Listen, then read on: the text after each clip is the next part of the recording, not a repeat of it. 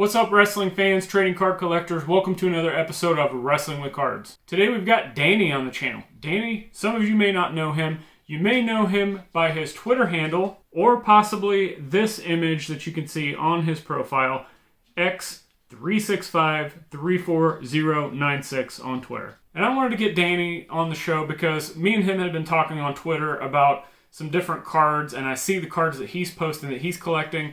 And this is another one of those guests that I thought needed some more praise within the wrestling card community, that not a lot of people are recognizing him or talking about his collections or the way he collects or anything like that. So I was like, hey, this is the platform for him. And man, did we have a great discussion. We're talking how he got into wrestling cards, transitioning from the figure realm. He's not stopped collecting figures, but like how he got into cards from figures. We also talk about his style of collecting. You know, he's got modern stuff. He's got some vintage stuff. How did that transition from vintage into shiny go for him? Is he going after more rare stuff or just stuff that he digs? And he's got a lot of talking points that are really good, I think, that are going to help a lot of the collecting community here today. And maybe some of the most important information spread about the Hulk Hogan PMGs. I don't want to spoil the story. You're going to have to watch the video. But he has one of the coolest stories on how he obtained this card, because he's officially a member of the Hulk Hogan PMG Club now. But he also did talk about some interesting information he received about Upper Deck employees and these Hogan PMGs and where they came from, which is a huge help to us fans of that card. So let's go ahead and jump into the conversation with Danny right now. All right, we're jumping right into the conversation today. We've got a new guest to the channel. Danny, welcome to the show. Hey man, how's it going? It's doing great. I first saw you with this, I believe, Lego Jun Kasai crazy monkey icon, and I'm like, this guy probably knows what he's talking about when it comes to wrestling. So let's just get your backstory to how you got into wrestling and wrestling cards. And I see some figures behind you too. So wherever you want to take that, but just get the community a little bit more familiar with you. For those of you who are unfamiliar with you on Twitter is where I found you. Right on. Yeah, that's actually that icon is this artist, Great Brain, a Japanese artist. They made a vinyl toy that is of that same image. It's really cool. So that's what got me into cards. Probably was toys. Interesting. Like I liked wrestling when I was a kid, like everyone, and then had a lull until I was in about high school when NWO was a thing, and Okay. then kind of fell out of it for like 20 years until probably Dark Side of the Ring got me back into it, I would say. And I got like started remembering ECW and stuff, and then started looking for the figures, and yeah, I just discovered that's like a thing. I kind of found the major bros or whatever, Yep. and I just started kind of buying cards just like here and there. I started trying to get the ECW cards that came with the toys, Right. actually. Uh, and then, yeah, I was just kind of buying like singles here and there, just like stuff I liked, not thinking of value or it being worth anything ever. And then I don't know, around the time it was right before Prism came out that Roman Reigns finest sold for like $10,000. And I was just like, oh, whoa, I didn't realize, wrestling cards were a thing like this. And I kind of just started looking at it differently. And, started buying some All Stars singles, trying to collect those. And then like Prism came out and kind of totally distracted me from that. And yeah, I've been kind of enamored with the shiny lately. Yeah, so we're going to talk about that. I want to go back a little bit, and you said that it started with the figures, then you went into the cards. Just kind of I just don't want to say a smooth transition, but what was it that got you from the figures to the cards? Because we talk about a lot how why are there people out there buying all these figures and the replica belts and the T-shirts, but they're not exactly card collectors. So what was it for you that got you into the cards from the figures? I don't know. I mean, I collected cards when I was younger, so it Okay. was like I never really collected wrestling cards. I don't think I collected like baseball and basketball when I was a Sure. kid. Uh, and then I don't know. I don't really know what I can't remember what the first card I really bought was. I couldn't say. I just started picking up some cards. I'm not really sure what the influence was, uh, but it was just fun. And actually I started seeing blasters in stores and Okay. picking up blasters. And I didn't even know the difference between retail and blasters. And I remember when AEW came out, I was like, well, why would you pay $200 for a box when you can get, like, Right. uh, so yeah, I'm like still kind of a noob, I would say, you know what I mean? But yeah, I started buying uh, blasters, and it was just like a lot of fun to rip, and it kind of brought back, memories of doing that as a kid and stuff. And yeah, I don't know. So what do you think? Do you think that maybe seeing the product in front of you on the shelf is a little bit like a convincing way, I guess, for people to get into the cards? Because we're still trying to figure out, as wrestling card collectors, how do we get all of these other people in? And is it, getting started? Do you think that some of the people who are into the figures and the belts, as I said, do you think they just don't know that cards exist? Do you think it's a little bit too much of a learning curve for them to get into? What do you think may be the driving force behind why they're not getting into cards? Well, they're not very accessible. The AEW cards were impossible to buy, and EPAC's not super fun. You know what I mean? And most people aren't going to go out of their way for that unless they're probably already into cards a little bit. Sure. I would think. Um, like, yeah, seeing them in the stores, I just started buying them. You know what I mean? Just I didn't really know what the impetus was. I just saw them and started buying them. Like, I bought some blasters of chrome. I think were the first ones probably, and I didn't know the difference of the tiers or anything. Mm-hmm. I spent a ton of money on heritage. Sure. I had no idea what I was doing. I was just having fun. Right. Um, so I think, yeah, just the accessibility, it makes a big difference. For just picking up, like, you'll just pick up a thing in the store and just have an impulse purchase. Yeah, And we then all. Yeah, go ahead. Sorry. all of a sudden you're like have a hobby or something. You know what I mean? That may be the kind of jumping off point too. Like, a lot of us talk about print runs and how everybody mentions, you mentioned Prism earlier, and now people are like, well, they're printing Prism to the moon because they've already lost the license here in a few years. It's going to be taken over by Fanatics, and will they own Panini? Will they not? But a lot of people saw this and they're like, oh, well, it's too overprinted. Well, apparently, based on your story, it is not overprinted, because the more of it we get on the shelves, maybe the more collectors we get into the hobby, just based on availability as itself. Yeah, probably so. Yeah, I'm actually just now starting to see Prism in stores, but like I saw a bunch of hanger packs the other Mm-hmm. day, but they're just kind of sitting there. I think Prism's kind of gotten a bad rap at this point. I I don't know if agree. people are. Yeah, it's interesting. You see the box prices come down, but like the high end singles, the golds and the blacks and the real low number parallels, those just keep going up. Yet a lot of people aren't talking about that. They just want to latch onto that negative aspect of the box prices going down. Speaking of Prism, though, let's jump into your style of collecting and the stuff that you post. I mean, it is all over the place, and I'm super interested in all of it, so we can kind of dissect it how you want. You said you started with All Stars. You've gravitated towards the shiny stuff. We'll see you get super high end cards, which there's one we're going to talk about later today. And then, there's some like mid tier and low end stuff that you seem to collect as well as the more extreme stuff, meaning you mentioned ECW and maybe some of the deathmatch guys and Japanese stuff. So where did it start? Like, how did you just, was it kind of like the way you were buying boxes and that you just went out and start getting everything you were interested in? Or did you start going down a certain path more recently? Just kind of break down your style of collecting for us, and then we can, again, dissect that as we need to. It's a bit chaotic. It's not too focused. I really like the indie stuff Okay. and GCW cards, and because that's my favorite type of wrestling, is all that craziness. Sure. Uh, and so yeah, some of the Japanese stuff. Uh, yeah, like I kind of took from some of you guys, and you know how I assume you kind of just picked guys to super collect. Sure. That's Mm-hmm. what it sounds like with Tony and you a little bit. Mm-hmm. And like I kind of just picked Roman Reigns. I was like, he's seems like Can't a go sure wrong. bet. You know what I mean? So I was just like I don't even really watch WWE that much. I watch the pay-per-views sometimes. I try to watch most of the pay-per-views, and I've been trying to watch SmackDown more recently. And yeah, I just kind of picked him, like, and it's funny, but since I've done that, I kind of like him more now. I wasn't even really a fan, and yeah, I've started to collect some Rock cards too.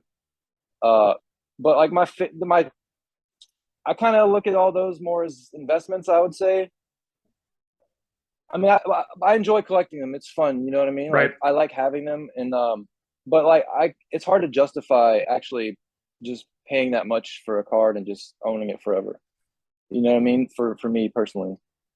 So like my personal collection of stuff is more like, the GCW stuff and the, Japanese stuff. I got some right next to me, and like weird stuff. Like I have a Chris Benoit rookie graded. I was gonna start a collection of murderers who have rookie cards. Interesting way to collect, yeah. Just like weird, you know what I mean? Just funny. I've seen that done in football. I've never seen it done in wrestling yet. So. Oh really? Yeah. So yeah, I just kind of have fun with it. You know what I mean? And then with the more expensive stuff, it's just kind of like I know I don't really know about stocks and stuff. I've tried to dabble with that a little bit. That's not for me, I don't think. Sure. But you can kind of look at cards a little bit like that. You know what I mean? I think that's okay, right? I think we're allowed to do that. I think we're allowed to do whatever we want as long as we're having fun, right? That's what it's all. It always comes back to having fun. I say that all the time, whether it's just flipping, whether it's hoarding all the cards, and collecting whatever you want, whether it's collecting base sets, base cards, super collecting, whatever it is. I mean, you just said it yourself, putting together a Murderer's PC. Like, that's a super unique, obscure way to do something. Why not start it? Because no one else is. You know what I'm saying? Yeah, that's cool. So, you talk about quote, like investment kind of things. That's the next question I had is, how do you fund a lot of your PC stuff? Because whether it is maybe some mid-tier singles, or whether it is like, going after the higher end stuff that we see, some of the stuff that you have, are you trying to do kind of like what I do with the self-sustaining hobby, selling stuff as you kind of want to buy stuff? Are you just kind of throwing all your money at it at once and then figuring it out later? How's your, I guess, strategy when it comes to funding your collection? Well, I'm kind of throwing it all at it a little bit. Not like I'm selling cards, but it's slow. My store is just kind of getting going. I need to be more proactive as well, and like listing things and stuff like that. And like the stuff I'm selling is nowhere near to what I'm buying. You know what I mean? Yep. So it's all coming out of pocket for the most part for now. So like I'm in the hole a good bit at this point. You know what I mean? So I don't know. I'm trying to maybe slow down a little bit after that last one. Sure. And because I plan on sitting on stuff for a while. I'm not gonna just like, some things I might try to buy and flip, but a lot of the stuff that I share, I'm gonna keep for a while. When you're selling stuff, no matter what that is, whether it's something you bought to resell, maybe a lot that you bought that you decided, hey, this is just going to be resell, or maybe it was actually some PC items, or something you thought was cool, and you decided, hey, I need to let that go to buy these other things I like more. How is it for you getting over the emotional attachment? Because I think that's one thing I've said, is that wrestling card collectors, above any other collectors I've ever seen, seem to have the most hard time letting go of things when it comes time to sell and level up that collection. So you seem to say that it's not as much of a problem for you, but I'd like to hear your insight on that. Well, I'm not really there yet. I'm still early. I still like really new into this. You know what I mean? So a lot of the stuff I've bought, I still have. You know what I mean? Okay. And I haven't had to do that yet. I think it would be not too hard, because like for instance, I was talking about that autographed 101 New Jack a while back, TNA card. Yep. That's a card I would love to have, but I can't justify that because I would never get rid of it. Yeah, I see. You know what I mean? Okay. I'll never get rid of that card. But like these other ones, like I can get rid of these a little easier. You know what I mean? Right. I'm kind of a hoarder with other things like my toys and stuff. Like I don't think I can get rid of my toys. You know what I mean? But I think I'd probably have an easier time with the cards. That's an interesting way to look at it. I've never even thought about that, as far as like how much you're willing to pay for something may be determined on how much you're also willing to let go of it, as opposed to like, I in the last couple days at the time of recording, I picked up a 1 of 1 cross and an out of 25 cross, and I was just like, I got to have them, and I don't plan on selling them. And it would be interesting that it would probably be harder for me to sell those, even though the value isn't as much, than it would be to like get into my Rock stuff or my Roman Reigns stuff and start selling that stuff. So that is an interesting dynamic when you put it like that. Yeah, I just can't. I don't understand why cards are worth anything. You know what I mean? Yeah, you know what I'm saying? Like I barely trust it. You know what I mean? I'm just like, I guess this is, Yeah. So it's just like I'm I guess a conservative spender in ways. There's nothing wrong with that, but I mean? I'm glad you brought that up, though, because that is a really good perspective that I'd never even thought of, and I think it may be actually even a really good jumping off point for some people. Everybody says collect what you love, and like we've heard that a million times, but I think maybe somebody needs to change the philosophy to spend as much as you're willing to not let go, because maybe if you're willing to spend more and you see that, again, you don't have that emotional attachment, you may be able to get some more, financial benefit in that realm. But when it comes to just collecting, like, maybe that is a good line for people to draw, is I'm only willing to spend this much because I know I'm not going to let it go, kind of thing. So I really like that perspective. Now, let's go ahead and jump into the main event of this discussion. And, we were going back and forth on DMs. And this is one of those things when I talk about, we want to hear the stories, the collector stories, the stories behind the cards, not just the dollar amount, not just, hey, this is a cool card, but how did how does a person obtain a card like this? Why is this card so special? And for those of you who don't know, we're talking about the Hulk Hogan Precious Metal Gems. Danny is in the club now. He is an owner of this card. So let's start at the beginning. How did you discover this card, and why did it appeal to you? Let's start there. Well, there's just kind of some lore about it in the community, right? It's like Yes. a known card. It's a special card. I've seen a lot of you guys post them and talk about them. So I know the history of it. It's funny. It wasn't even in my saved searches, the one that I got. Like it was, I just happened to look for it and it was there. I remember there was one a while back. There was a set of them for like $100,000 for the whole PMG set. Mm-hmm. And I was just thinking about that, and I just went and looked, and there was a single one.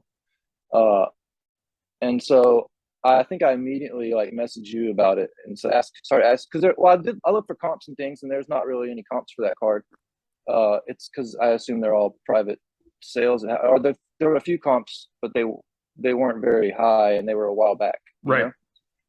And and I heard that it's worth way more than what those comps were. So I messaged you. I knew you had one, and you were kind enough to reply to me and give me some information about it, and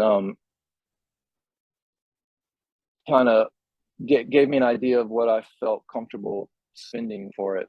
Mm-hmm. So I made an offer to the guy, and my offer was kind of a lowball. He didn't reply to me. So I messaged him. I was like, hey, send me a whatever it's called, reply, whatever they call it, I forgot. Yep. And because I expected you to not accept that. I wanted to negotiate with you, and so he did. And he sent me his IG name, Instagram name, which is like either a red flag or just the way those types of things are done. You know what I mean? Yeah, it is. Honestly, it's a lot of if you're wanting to buy something like that, that is a lot of times how things are done like that, because I've got some really rare cross stuff, and that's exactly how that stuff happens. So if it's a rare card, and it just for the viewers and listeners out there, if it's a rare card and it's something that you're actually going after, if somebody wants to connect with you on Instagram or Twitter or something, that actually is pretty normal. Now, if you're selling a card and somebody immediately says, hey, contact with me off the platform, that's actually a red flag. Yeah. Okay. Yeah, I can see that. Makes sense. Sorry, go ahead with this story. No, well, the guy also had zero feedback and like Oh boy. Okay.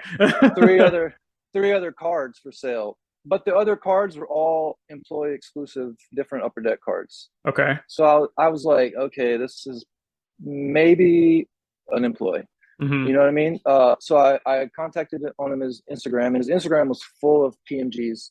Okay. He had like 2 sets of the employee set, and then just a bunch of other stuff. A sheet of like I don't remember. I don't know basketball, but it was like this signed Jordan sheet of cards, all kind of crazy stuff. And so I was negotiating with the guy, and like everything he wanted me to we finally got to a price and stuff, and well, we got to a price, and he wanted me to friends and family it to him, which was like, no. It's like everything he suggested was a red flag, but I was just like, I'm just gonna keep trying. I think it's just like that. You know what I mean? Sometimes it's just like that. So like I finally negotiated a price, and it was like my ticket was included. I actually kind of screwed myself over because I kept. He was like, okay, this price minus your plane ticket, and I was like, nah, this, and I kept going, and I ended up screwing myself out of a few $100 because I should have taken the first offer that he gave me. But yeah, so I got a cashier's check. I wasn't gonna don't take cash to do that. Right. I would recommend. And then I flew to meet him in North Carolina. It was Which is crazy in itself. We hear this with sports cards a lot, but you're one of I know this has happened elsewhere, but as far as like people I've talked to, you're one of the first people I've talked to that's actually flown somewhere just to pick up a card as part of a deal. So that's crazy in itself for wrestling. That's cool. I'd seen some guy on YouTube doing it with a sports card, so I was like, I knew it was done. You know what I mean? But yeah, I'd never seen anyone do it. Yeah, especially if it's included in the deal. And let's stop right there for just a second and talk about the negotiation. This is something that I've really hammered home to people within wrestling cards specifically. It's a known thing in sports cards, wheel and deal and negotiating. We just now both said it as far as like seeing people that fly to get a card. But I think it's something that, wrestling card collectors are coming around to. But talk about the negotiation and like how you approach a negotiation with somebody, the give and take aspect of it, what you're giving up when you're trying to obtain a card kind of thing. Well, I tend to start kind of low to test the water with the seller. Sure. To see how motivated they are to get rid of the card, and like how serious they are about that high price they've got listed. Right. And sometimes it backfires, and sometimes, so like I said, it didn't work out. The guy didn't reply. So I was like, no, I want this card though. So I'm going to contact him. And then with the back and forth, I don't know. They say something, you say something, like you have an idea in mind what your top dollar is or whatever, and then, it's pretty easy. I recommend making an offer when you see someone have the thing that says make an offer on their eBay. Like a lot of times people just buy my thing straight up, and I'm like, okay, that's cool, but I didn't expect you to. Right. I've actually been putting. I do that too. I'll put a price with, typically it's higher it's higher or what I think it should be. And then, somebody wants to make an offer. I'm happy to negotiate. And then, like you said, sometimes people will just buy it right out because they want it that bad. And I've done that too. Like I've seen a card pop up. I think it's an okay price. I could make an offer, but I may not ever see it again. So I better just get it while I can. There's that as well too. I guess there's that. But just it all ties together, and the fact of talking, negotiating, trying to make a play on something instead of just seeing a price, saying yes or no, and then, forgetting about it. Because I just want, it's when I talk about engagement with the wrestling card community, this is the kind of stuff I'm talking about, just reaching out to people and starting a conversation around something. Yeah. I mean, I think it works when people make offers for me, I'm totally all about it. You know what I mean? Like, Yeah. lately, I've just been accepting whatever people have been sending me, just because like I don't want to. I'm like, it's fine. The whatever extra $5 I might make, I could possibly lose the whole thing, so I'll just Right. take it. 100% agree with you on that. I'm kind of in this new mode of like, because when I first started trying to sell cards, I had this idea of like, I want this for the card. You know what I mean? And it would just sit there and be like, nope, your offer's not good enough. You know, and they would just sit there. So now I'm just like, well, let's just keep it moving. Right. And just, just get rid of it. And as long as it's more than I paid for it, like I'm doing all right, I think, Right. Okay, let's get back into this story. Sorry, I had to, when we hit a talking point, and I feel like the viewers will get some value out of a specific detail that we go into, we got to do it. So you're at the airport, you got the cashier's check. Let's go from there. It was really straightforward. I just I went and I took a ride to the hotel, stayed at the hotel. The guy came and met me the next morning at the hotel, and I flew straight out. It was like he wanted to meet and go with him to the bank and stuff to confirm the check. But actually, all you got to do, FYI, to confirm a check is call the bank, and they can confirm your cashier's check for you. So you don't got to ride anywhere shady with anybody to confirm your check or anything. Yeah, I mean, it was like really easy. Like I didn't leave the hotel. I went straight from the airport to the hotel, back to the airport, and back home, and like it was really quick. Seems like a pretty easy trip. Yeah, it was really easy. It was really cool too. It felt like, because it did feel, the whole thing was really shady feeling up until I met the guy. You know what I mean? Yeah. But once you see their face and stuff, you're like, oh, okay, this guy's not gonna do anything. You know? Right. And like, yeah, so there was an upper deck employee, and I got some information out of him, because I know I've heard you say. Let's hear it if you got it. I've heard you say about the car, what happened to all the 125 cards or whatever, like, are there any hanging in any employee offices or whatever? And I mentioned that to him. He said definitely not. There's none hanging in anybody's offices. Everyone pretty much gets rid of stuff like right away. No one really holds out for the big dollars. He said he buys his cards off of other employees. He said he gives them a fair deal. And, and he tries to, I think he keeps a set for himself, and he keeps them to sell. And that's some pretty. I don't want to give it. Yeah, it's really interesting that, like, that's news I've never heard of. So thank you for sharing that. Thanks for asking about that. And so now you got the card. It's in hand. What do you think now that it's in front of you? Oh, I didn't believe it. You know what I mean? I even after I bought it, and I went back to the hotel, and I was looking at the case and looking at the PSA label and shit, and like, because like I was looking at people faking PSAs and stuff, and I was like, oh god, even that, you can't even verify that really, it all even if it comes up on the site, it could just be a copied label, Sure. So I'm looking at it, and like I looked at these videos, and like some of the discrepancies people pointed out, like I thought I saw, but like it's a real card. Yeah, it's awesome. It's a really cool card. It's a strange photo. Yeah, absolutely. And I think that's one reason that turned a lot of people off initially is the photo. It's like right near the end of his in-ring career, and it was, if I remember right, it was when he was doing this like Australian tour with Ric Flair, and they both looked awful, like in-ring shape, and I heard the matches were not very good. I haven't actually seen any of them yet, but I think that is maybe what turned people off within the wrestling card space, as to where some of the people like us that are wrestling card fans and wrestling fans, but also know the allure and the kind of story behind PMGs on top of this being an Upper Deck exclusive. I think this is kind of the turning point where the rarity and scarcity of an item actually started outweighing the image on the card, if that makes sense. Which is how it should be, right? That's like, I think so, but that's the argument that a lot of people get into is, do you want the key iconic quote rookie card, or do you want the thing that nobody else has? I'm curious what's going to happen with it now, because people have said that one of the things that makes it so special is that he's the only wrestler with a PMG, but now AEW is going to have them, right? Right. So is that going to help it or hurt it, or? It'll still be the first wrestler on a PMG, period.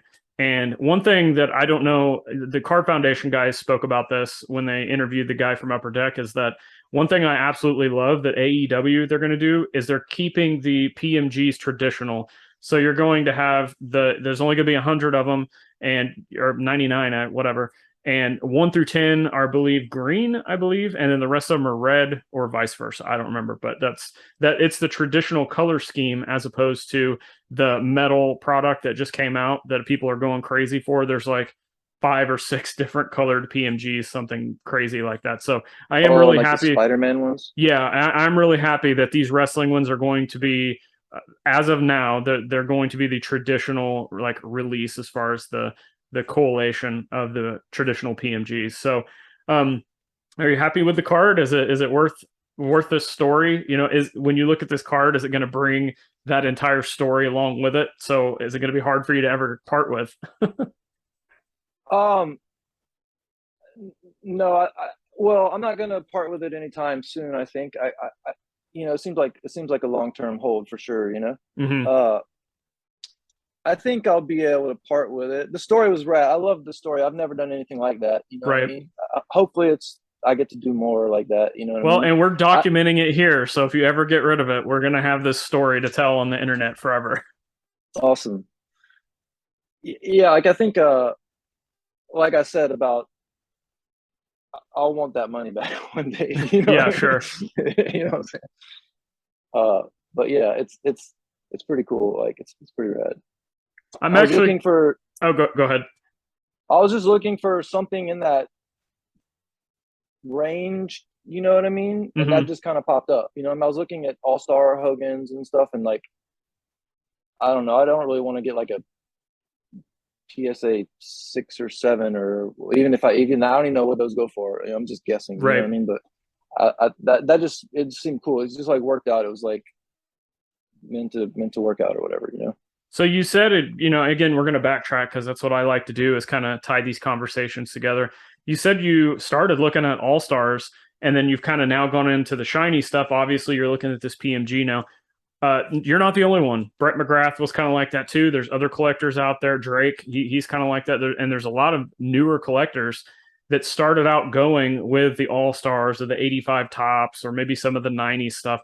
And over time, they've gravitated towards the shiny stuff because they're like, hey, this is actually what I like more, even though this quote vintage stuff may actually be more valuable or more popular or whatever. So what was the kind of thing that got you more into the shiny stuff? Just the aesthetics of it, I guess. Okay. I'm a graphic designer. I really appreciate the design of it and everything, and it's new. I could rip it. Sure. You know what I mean? Like it's like it's the current thing. You can be a part of the current thing. I mean, I still like the All-Stars and I like vintage cards and stuff. I'm not like a. Obviously you collect. Yeah, we talked about on your Twitter. You're collecting all kinds of stuff. So and I think that's how it should be if you're interested in it. But I just thought it was interesting that we are seeing a lot more people that are gravitating towards the newer shiny stuff after they've gotten into the vintage stuff and kind of going from there. So yeah, I don't know what it is about it. It's just like dangling a thing in front of you. You know what I mean? It's really what it's like. I bought these cards the other day. They were just like anime cards. They were just, I think they were called goddess waifu cards or something like that. But they have like the same kind of card stock. You know what I mean? So I'm just like staring at them, like the shiny kind of like almost like some of the Revolution cards, like the Astros or things like that. Sure. Okay, so since we were talking about the Hogan PMG, this is a private deal. You flew to get this. You guys negotiated this thing off of eBay, even though I shouldn't say that. It happened.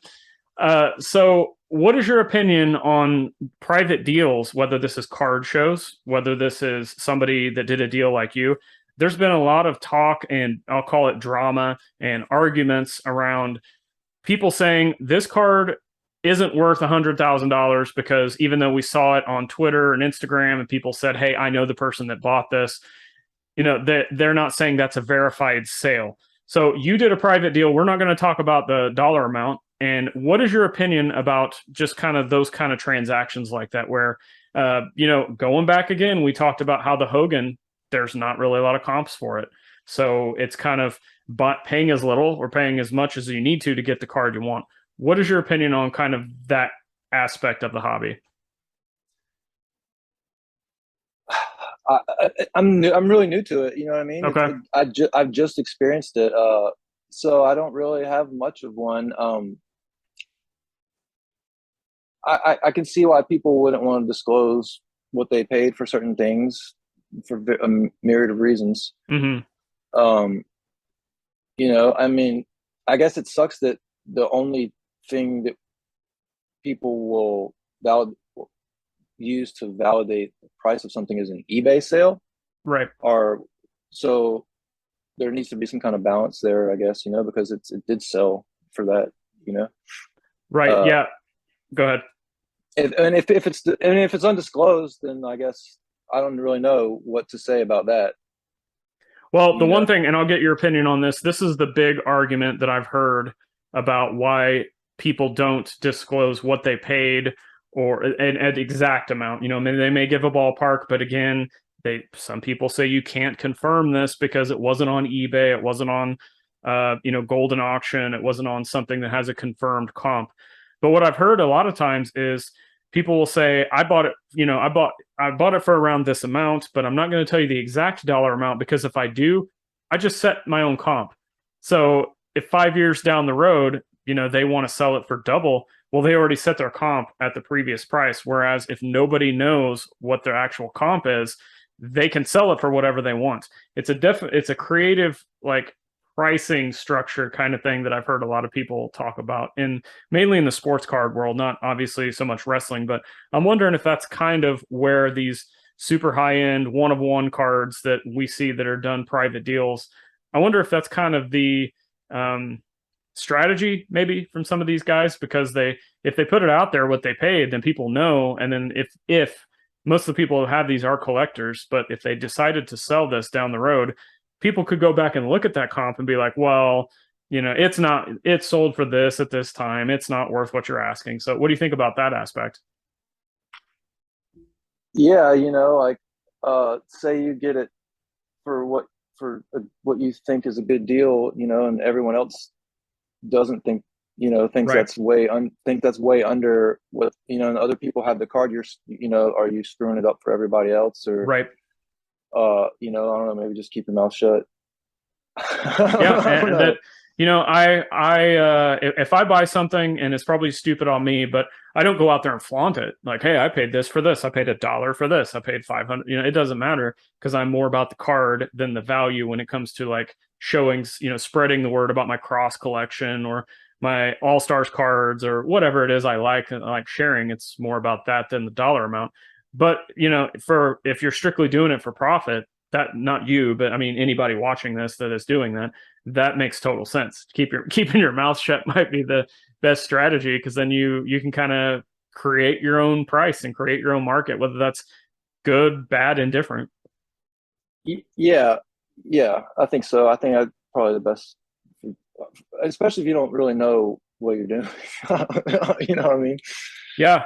What happens if you've got a card that's like super rare and it's hypothetically you've got like $1 million card and you're going to sell it for $1,000 just to get rid of it? Maybe because maybe you didn't do like kind of comparisons to some other cards in that realm in the sports card world, or that avenue. So yeah, if you just kind of name your own price and you can leave it open like that, the world is yours. All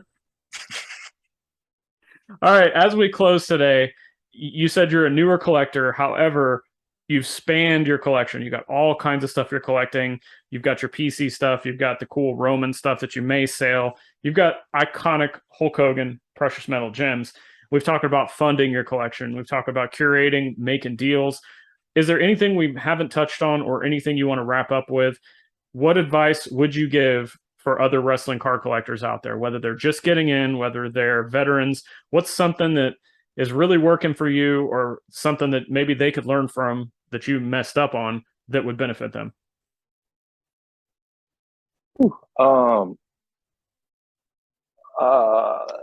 Don't take advice from people like me. No, like I mean, I'm a total noob. Like I probably shouldn't be giving advice. You know what I mean? Just have fun. Do you know? Just have fun. I don't know what your goal. It depends on what your goals are. You know. Sure. But if you just want to start collecting wrestling cards, just start collecting wrestling cards. You know, and if you want to get cool cards at a good price, if you say you never want to get rid of your cards and you want to get good deals, you know, go after auctions, I guess. Yeah. Yeah. Poorly timed auctions. I mentioned, well, even like, I know Sunday night seems to be like the night that a lot of people like to end auctions. And I was able to get that cross 1 of 1 last night. I'll just go out and say it. I think I ended up getting, I had to buy it from, it was one of the Asian countries. I don't remember which one it was specifically because it's going to take 4 weeks for it to get here. But I ended up getting it for $28. So wow. $28 for a 1 of 1. Ladies and gentlemen, that's why you don't do auctions in 2022 right now. Yeah. So, because yeah, like you said, they're just poorly timed auctions, or any auction in general right now seems to be a bad choice. I think pretty much every card I've posted on Twitter, I've gotten at an auction. Yeah, for the most part, you know. Definitely the way to go. Yeah, I mean, I think I come in under comps almost every time, you know, pretty much every time, you know. Mm-hmm. The buy it now prices are insane. Like some people said their buy it now is so insanely high, you just don't even know where to start to send an offer. You know what I mean? So right. It can be kind of intimidating to. I think I probably miss out on a lot of cards that I could have negotiated that way, but yeah, the auctions seem to be working out. The poorly timed auctions, snipe bidding the auctions. Right. You know? I don't know if that's frowned upon or what, but it just seems to work. Is what it is, right? Yeah, you got to do what you got to do, you know? Yeah, and just I enjoy like all the content that like you and Tony and everybody puts out. So like I'd say watch. I learned a lot from you guys. So thank you. In a short amount of time too. So you know if you're really interested, just you know watch all that stuff. Thank you. You know? How's your interaction been with the wrestling community as a whole? Because everybody always says it's the best community in the hobby. It's better than sports cards, better than figure collecting. Like, what is your experience with us as the wrestling card community? Oh, it's great. Everyone's super friendly and like inviting and stuff. You know what I mean? Like I have like an anonymous account with just a bunch of numbers, and everyone treats me like a person. Yeah. You know what I mean? So it's cool. You know what I mean? It's really small, and I like that about it. At least, I mean, maybe it's. I hear there's Facebook communities and Instagram, but yeah, I mean, there is. On Twitter, it seems to be like kind of a small, tight knit kind of community, and everyone's really friendly and helpful, and everyone shares everyone's stuff. It's cool. I dig it. I like it. Well, I kind of found that. Go ahead. Well, I'm sorry. That's kind of the community is kind of what got me into the cards more. I would say as well. Okay. Because like I started that Twitter account just as like just to mark out with, you know what I mean, mm-hmm. and post clips of stuff and just find out more back behind the scenes wrestling stuff. And then I kind of found the card people more and more, and like my Twitter focuses more on cards now than it was anything before. And, interesting. My collecting is probably been fed more from like seeing everyone, you know, people inspire you to go buy something by posting, oh shit, that's an awesome card. You know what I mean? Right. So yeah, the community has fed my collecting a bit, I would say. Man, we've come full circle on this. We've talked dollar amounts. We've talked crazy flying to get cards, precious metal gems, PC items. But what really got you started was the community. So for everybody out there watching that's involved in the wrestling card community, thank you for helping guys out like Danny get into wrestling cards. And that's the whole reason I started putting out this content, putting collectors like you on a platform to talk about your collection and your stories, to just, again, build this community, because we never know who's going to be out there that sees this video and says, oh, look at these two guys talking wrestling cards. I want to start buying wrestling cards because I'm a huge wrestling fan. So Danny, we thank you for your time today and sharing your stories with everybody. That will, again, no matter if you sell that Hogan or not, your story is going to be here forever on the internet. Let everybody know where they can find you or anything else you want to say for your parting words. Yeah, let's see. Let's look that number up real quick. X365. What is it? Just look for the Jun Kasai photo. X365344096 on Twitter. Yeah. And we'll go. I'll make sure to put a link to your account in the show notes for everybody to check out after the show. Sick, man. Thank you. Yeah, thanks for coming on. Thank you guys for watching. Hey, man. Great talking. Thanks again to Danny for coming on the show and spreading all of the great collecting information that he did and sharing his perspective and his PC with us. Make sure to follow him on Twitter. I can't remember all of the numbers again, so I'm going to put the link in the show notes where you can find his Twitter profile. Definitely give him a follow. 100% worth it. Let him know you saw him on the channel and how much you enjoy his stories and his perspective and collection that he is curating. And of course, if you enjoyed today's video, you're already here, hit that subscribe button and make sure to check out the show notes where you're going to check out Danny's Twitter profile. I've got all of the links in the show notes below to all the ways that you can help show your support for my content. Again, subscribe, hit the like button, tell everybody about this show, and then in those show note links, there's ways you can help contribute monetarily. You could buy me a coffee, you could buy stuff off my eBay store. Maybe some of the cards Danny talked about are on my eBay store. I don't know. But again, just take a second to check those out before you get out of here. And until next time, click on the videos on the screen for more great wrestling card content. I'll see you there.